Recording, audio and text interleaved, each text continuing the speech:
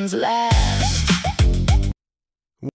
Well, hello once again, Rogues Prime Galleria. Fans, how you doing tonight? Well, we got an interesting show for you. I'm your host, Todd H., as I'm pretty sure you probably already know, and I'm coming to you from an undisclosed location in the Sunshine State of Florida. Anyway, tonight we have a really interesting show, and it's about Steven Dee Richards, actually known as the Nebraska Fiend. Also, he was the first person to be executed in the state of Nebraska after it achieved statehood. Make sure you hit that like and subscribe button and, hit the notification bell and all that fun stuff so you don't miss any shows. But right now, what do you say we get into this? Okay, so welcome to another deep dive. Today we are going to, I don't know about you, but I find this a little unsettling. Oh, yeah, for sure. We're going to look into the life of Steven Dee Richards. Right, yeah. You shared with me a lot of different historical accounts. Yeah. And it seems like our mission today is to really try to explore, piece together the layers of this historical figure. Yeah, a complex figure. Yeah, a complex and honestly pretty disturbing historical figure. Yeah, so to get us started, Steven Dee Richards, also known as... Oh, yeah, he had a couple nicknames that are pretty chilling. The Nebraska Fiend and the Ohio Monster. Oh, wow. Yeah. So he was a serial killer who, terrorized Nebraska and Iowa in the late 1870s. Yeah, just from reading the stuff you sent over, it seems like most of his activity was between 1876 and 1878. Yeah, and that's when he confessed to 9 murders. Wow, 9 murders. Yeah, and then his spree ended with his execution in 1879. Yeah, and you know what I think is so interesting about him is just this contrast when you look at how he was perceived. Yeah, he seems like a very complex figure. He really is. Some people described him as handsome, even charismatic, but obviously there was this cold-blooded killer lurking beneath the surface. Well, I think to really, wrap your head around this story, you have to picture the backdrop. Right. This is the American West in the 1870s. Oh, yeah, totally different world. Yeah, a time of, huge change and expansion. Totally. And it was also, during in this period that people were really starting to try to understand what makes somebody commit these kinds of acts. Yeah, and the psychology was really in its infancy. Yeah, totally. And so as we navigate Richard's life and crimes, we'll sort of be touching on those early attempts to grasp those psychological forces. Totally. So let's get into it. Why don't we start with Richard's early life? Okay, sure. So Steven Decatur Richards was born on March 18th, 1856 in Wheeling, West Virginia, which back then was still part of Virginia. Oh, really? Yeah. And then his family moved, and they settled in Mount Pleasant, Ohio. Okay. And it was a Quaker community. Oh, wow. Yeah. And so, when you think about his later actions... Yeah, that doesn't seem to track. Yeah, it's interesting because the Quaker upbringing is so often associated with pacifism and strong community values. Makes you wonder about the seeds of his later life. Yeah, it really does. So then in 1876, he kind of leaves this peaceful life behind. Yeah, he heads west to seek his fortune. Yeah, a lot of people were doing that. Absolutely. And it seems like this is where a big turning point happens for him. It seems that way. At least from the sources you gave me. Right. So he ends up getting a job at the Iowa Lunatic Asylum. Yeah, also in Mount Pleasant. Oh, wow. So he didn't even leave. He didn't leave Mount Pleasant, no. Okay. But he worked there for about a year. Doing what? And his job was actually pretty grim. I was going to say, working in an asylum in the 1870s couldn't have been a picnic. No, it wasn't. He had the task of burying the patients who died there. Oh, wow. Yeah. It's a lot of death. Yeah, it really is. And it seems like this experience had a huge impact on him. A negative impact. Great. Yeah. Yeah, if we're to take his own words at face value anyway. Right. So Richards himself claimed that this constant exposure to death and suffering, really just diminished his empathy for people. Wow. Yeah. That's rough. Yeah, and he actually had a quote that I thought was really chilling. Yeah, sure. He said, and this is directly from the accounts that you gave me, that took away to some extent my feeling and sympathy for mankind. Wow. I didn't care for anything and had no respect for human nature. Wow. When you read that. It's chilling. It really is. Yeah. And it suggests such a significant shift happened psychologically for him during this time. I mean, it's really a question, isn't it? Yeah. Was all that exposure to death a thing that desensitized him? Possibly. Yeah. Like his humanity was chipped away. So this is where things get really interesting and really disturbing, because not long after this, the murders start. Yeah, the murders begin. So according to his own confession, Richards committed his first murder in late 1876. Just 2 weeks after he arrived in Kearney, Nebraska. Wow. Yeah, it's crazy. And who was the victim? So the victim was another traveler he encountered while riding horseback near this place called Dobytown. Okay.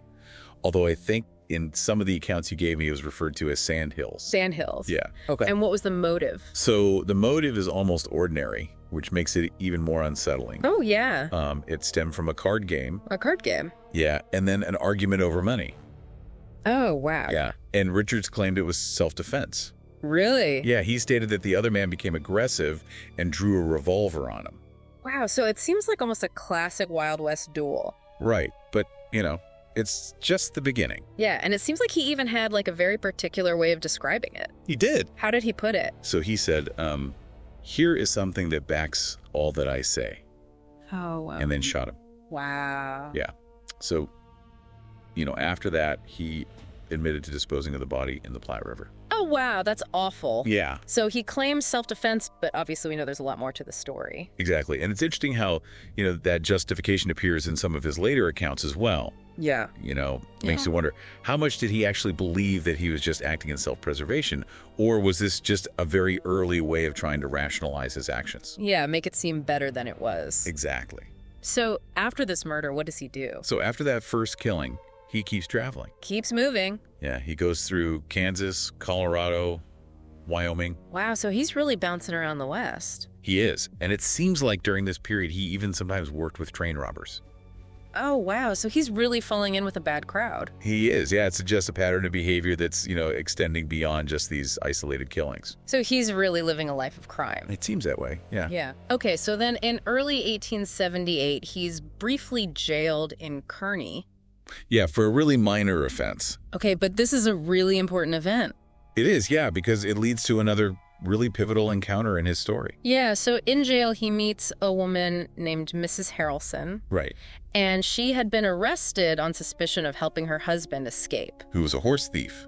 Oh, wow. So she's no angel herself. Right, and she invited Richards to visit her homestead in Kearney County after their release.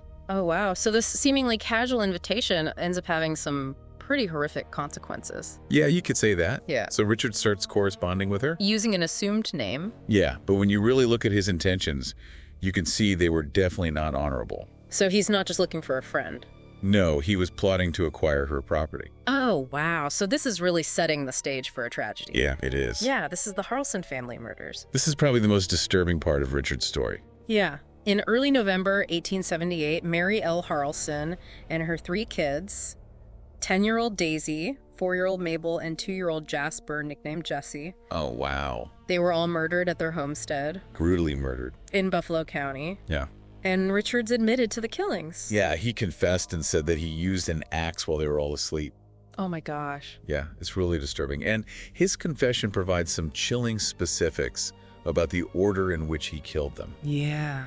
He approached the mother, first struck her on the head, and then just systematically went and murdered the children. That is so awful. Yeah, and when you read his account, the thing that really stands out is the complete lack of remorse. Yeah. In his retelling, it's really unsettling. And his stated motive is really hard to understand. He claims he feared that Mrs. Harrelson had discovered his past crimes and that she might betray him. Oh, wow. So he decided to eliminate the entire family. To protect himself. To make sure his secret stayed buried. But then he also mentions buying the property from her and paying a significant sum. Yeah. It's very confusing. It is, and then he throws in this detail about a man named Brown. Okay. Possibly Grillis. Okay. And some kind of disturbance involving gunfire at the house shortly before the murders. Wow, so he's really trying to muddy the waters. He is, yeah. And, he seems to want to hint at these other factors that might have been at play. To minimize his own role. To minimize his own culpability. Right. But regardless, yeah, his conviction clearly outlines his actions. Yeah, it really shows the deceptive nature of this person. Totally. I mean, what gets me is, it doesn't seem like he had any real animosity toward this family. No, they seem to consider him a friend. And then he just murders them in cold blood. Yeah, without a second thought. And this is a sign of psychopathic tendencies. It is, even though, that term wasn't used back then. And he probably didn't know what a psychopath was. Right. But it really highlights the disconnect between outward appearance and inner thoughts. Scary. It really is. Yeah. And unfortunately, the violence didn't end there. Right. So after the Harrelson murders on December 9th, 1878, Richards kills a neighbor named Peter Anderson. Yeah. And why'd he kill Anderson? Well, Anderson had accused Richards of poisoning him. Oh, wow. So in Richards' second confession, he details this physical altercation with Anderson. Okay. Admits to striking him with a hammer. Wow. But then, he describes hiding the still breathing Anderson in the cellar under a pile of coal. What? Yeah. He left him to die. Yeah, just left him there. That is so awful. It's really disturbing. And, it really underscores that callous disregard for human life that defined his actions. So after all these crimes, he goes on the run. Yeah, he heads eastward. Goes by a horse train, even on foot.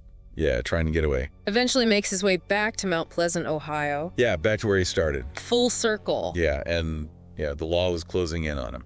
Had to know it was only a matter of time. Yeah, sheriffs from Buffalo and Kearney counties in Nebraska were tracking him. And they caught him? Yeah, they apprehended him in Mount Pleasant on December 20, 1878. Wow. So not long after the Harrelson murders. No, just a few weeks. And it's interesting that he seemed to be anticipating his arrest. That is interesting. He was carrying firearms during his flight. Maybe a part of him just knew this was inevitable. Yeah, and so then what happens? So he was returned to Nebraska and jailed in Kearney. Yeah, and I imagine the reaction back in Nebraska was pretty intense. Yeah, absolutely. The community was understandably outraged and horrified. Yeah. And there was even fear of a lynching. Oh, wow. Yeah, so the authorities had to take a lot of precautions to ensure his safety. While they held him. Yeah, while he was held in Kearney. And Richards himself seemed resigned to his fate. He did, from what I understand, he even predicted that he would be convicted and executed. Wow. Yeah. So what happened? So he was convicted of the murders of the Harrelson family and Peter Anderson. Yeah. And on April 26, 1879, he was executed by hanging in Minden, Nebraska. Wow. Yeah.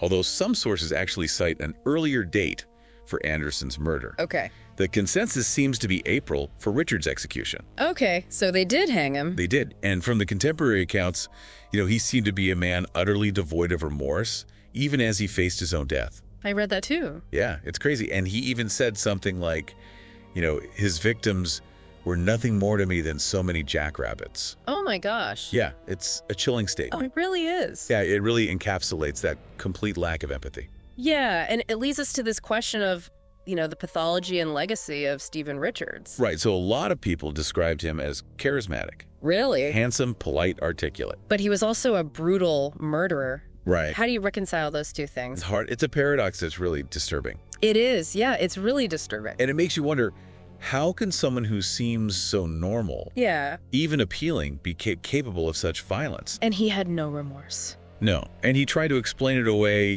by referencing his time at the asylum. Yeah, like he was desensitized. Right, but then, there's also that detail of the childhood memory he shared. Yeah, about killing kittens. Right, he said he killed them without feeling any guilt. He even thought it was fun. Oh, wow. So you put all these pieces together. Yeah, and it really points to something deeper than just the asylum. Yeah, there was something else going on. Yeah, and I even read that modern forensic psychologist Catherine Ramsland called him the Old West's Ted Bundy. Yes, she did. It's that same kind of unsettling combination of charm and remorseless killing. Yeah, and he used multiple aliases during his travels. Really? Which suggests a pretty calculated pattern of deception. Yeah, he knew he was doing bad things. Yeah. So he holds a really grim distinction. Yeah, he does. He's Nebraska's first documented serial killer. He is, and the first person executed by the state. Wow. Yeah. It's amazing that his story isn't more well known. I know, right?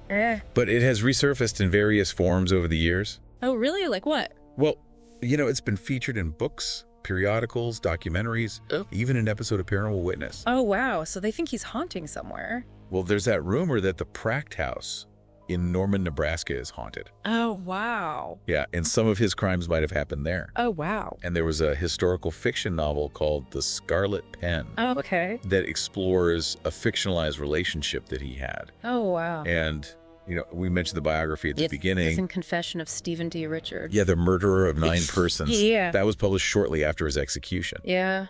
So it's a contemporary account. Potentially biased, though, right? Oh, yeah, for sure. Okay, so as we wrap up this deep dive today, we're left with this really disturbing portrait of Steven Richards. Yeah, a man who seemed to undergo this chilling transformation. Yeah. Committed really brutal, seemingly motiveless murders. Yeah, and displayed a lack of remorse. Yeah. I mean, it really makes you think. It does. And you have to remember that this was a time when, the understanding of criminal behavior like this was pretty rudimentary. Yeah, we didn't have all the categories and terms we do today. Yeah, like the term psychopath didn't really become common until much later. Right. So Richard's case really highlights those early and often inadequate attempts to understand these individuals who operate outside of morality. Right. Totally. So what do you think it all means?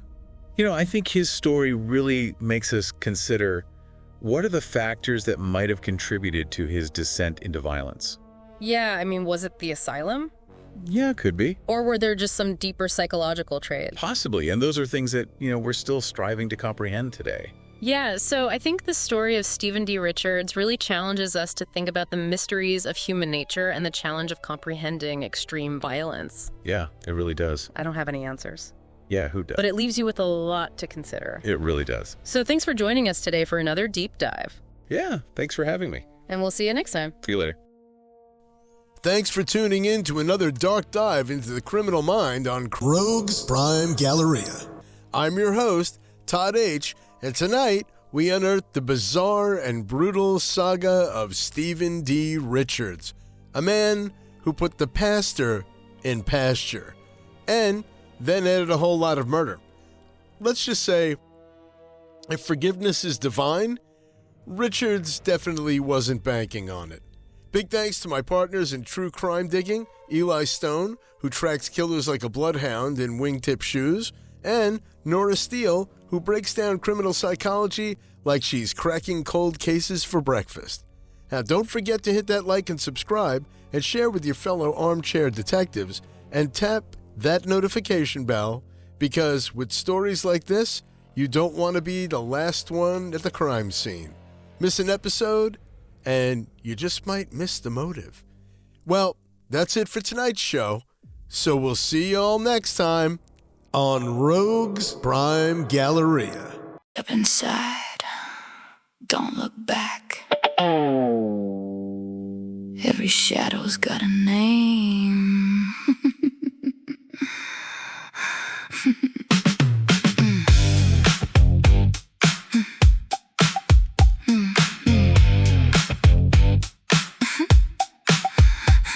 From the alleys where the cold steel sings, to the suits with blood on diamond rings, ghosts of power, greed, and flame. Every legend leaves a stain. Whispers crawl through history's halls, mugshots hanging on haunted walls. Outlaws riding, empires fall. You're one step from it all. Truth gets buried, lies get tall, but we're the ones who hear the call. Welcome to the Rogues Galleria, where the wicked live forever.